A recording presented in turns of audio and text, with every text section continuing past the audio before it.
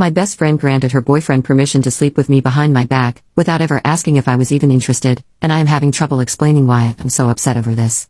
Okay, so first and foremost, I'm not down to read any poly shaming. That's not the point of this post. Polyamory is a valid dating and relationship model when done ethically, and I am laying that down first and foremost. So my best friend, Cindy, and I have known each other roughly 15 years and have been roommates for 5-ish years. Cindy is poly and has 2 partners, one that lives close by and one named Mark that lives in Oregon, which is pretty far from us. I knew Mark through mutual friends prior to him meeting Cindy, and we actually slept together a couple times back in like 2016. He's poly and I am monogamous, and we decided it wouldn't work between us, but we maintain being good friends because we get along really well.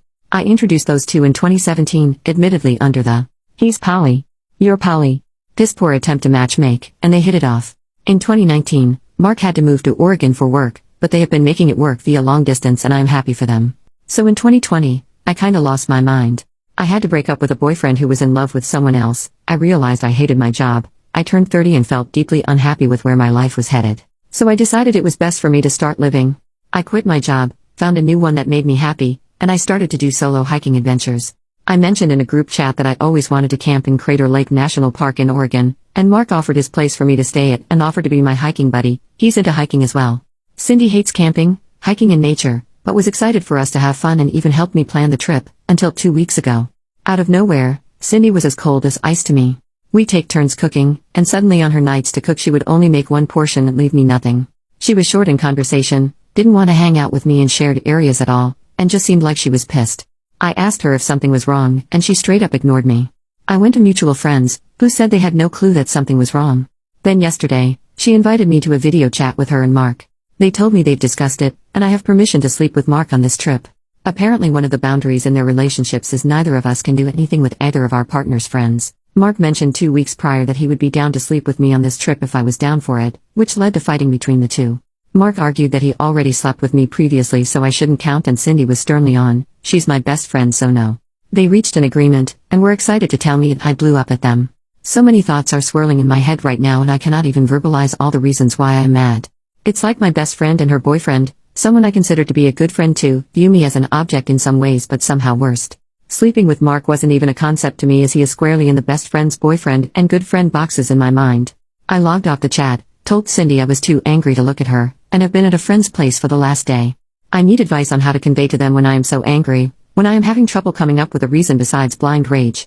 I barely want to go on this trip anymore. Comment from OP. I think where the shock and hurt is coming from is mostly the fact that I have been treated like freaking trash for the past 2 weeks in my own home for an issue that if anyone asked me, I could have ended with a quick, yeah and no, that's not going to happen. Mark is a good friend, and while he was a fun intimate partner like 5 years ago, he is squarely my roommate's boyfriend in my mind, and even with this permission, I wouldn't sleep with him. I am mad that Cindy treated me this way. I am frustrated at the apparent brainlessness on both their ends of not just talking to me. I'm annoyed that my intimate potential was discussed in depth by both of them. I'm kinda upset that a good friend may have only invited me to stay over at his place for the potential of banging me, and I'm pissed off that I am sleeping on a freaking futon like a 21-year-old because even though Cindy was in the wrong, I left my apartment when she should have left. Ugh. I just have a lot going on emotionally at the moment. Mini update. Okay, I just wanted to say thank you to everyone who commented.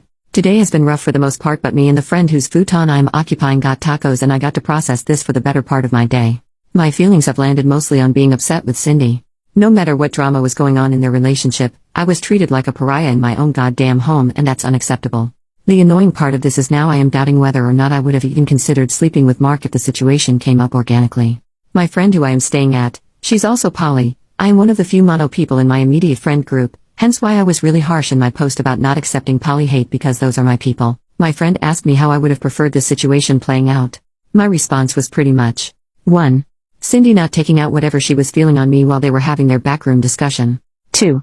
Being approached by one of them individually to see if I was interested in any of this and not in the weirdest freaking Discord call in the world. She was in the room right next to me. She could have just came in and talked to me solo.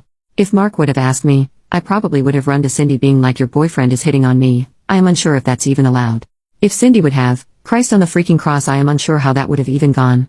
Who knows, maybe with permission, and wine, and the breathtaking views of that lake. Seriously, ignore me and Google Crater Lake National Park, it's gorgeous. Something would have happened. Nothing sure as hell is going to happen now though. This is a long-winded post to say that I am planning to talk to each of them one-on-one because at the end of the day, I already dropped like $450 on round-trip tickets and I can't afford to stay anywhere else on short notice, I've looked into campsite lodge and nearby Airbnbs and hotels, and everything is too expensive for me, and my PTO is already approved in my workbooks. I am not going to be awkwarded out of my vacation that I have dreamed about. I'm going to talk to them both, and God help them if the first words out of their mouths isn't "I'm sorry." Final update. Hey, everyone. It's been just over 3 weeks since my last post, and I wanted to post an update. I went home after 2 or 3 days. I can't actually remember how long I was gone now, when Cindy sent me a message saying she wanted to apologize. Apparently Cindy reached out to the mutual friend I was staying with, and that friend went over every cruel thing Cindy did to me during her 2 weeks of shutting me out and told her to get herself together. We sat down and talked, and it was pretty illuminating what she had to say. Cindy and I have known each other for over 15 years now. For the majority of that time, I was the more introverted and shy type, while she was the "let's drink shots on the roof with this new friend I made 30 seconds ago" type. When the plague hit, we both had 2 very different responses. After realizing I was deeply unhappy with all parts of my life, I flipped everything on its head. I found a new job and made a bunch of work friends. I started doing solo adventures. I felt happier than I ever been, and it turns out, happy me is very bubbly and engaging. While I couldn't go out for obvious reasons, I started actually using Discord and engaging more with friends and going on virtual dates. Cindy did the opposite. Her job went work from home pretty early on, which cut her off from most of her work friends, and she lost an aunt she was close to due to the virus. Cindy works customer service at an online store, so after 8 hours on the phone in front of a computer, she doesn't want to Zoom or Discord or message anyone from the exhaustion of it all. Cindy admitted that she felt like she was falling apart, meanwhile the person she grew up with was doing better than ever.